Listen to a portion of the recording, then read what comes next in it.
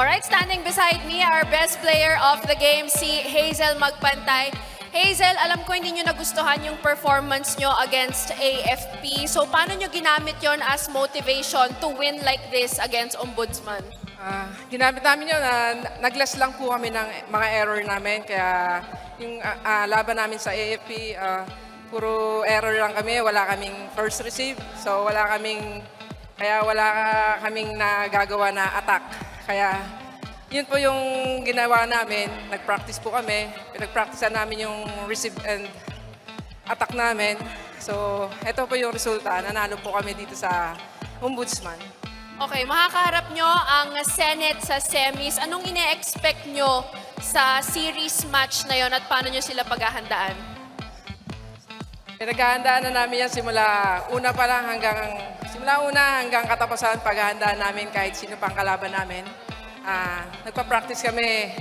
Nagpa-practice na namin yan buong araw para manalo kami dito. Alright, Hazel, sino mga gusto mong batiin at pasalamatan?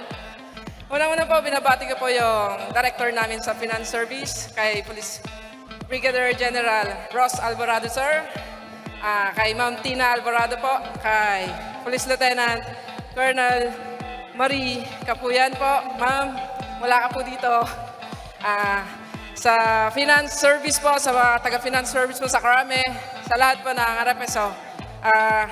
Binabati ko po yung PRS family, kay Attorney Marlo Gabato, at sa PNP Lady Patrollers po, sa lahat po na sumusuporta ng UNTV and Lady Patrollers. Salamat po.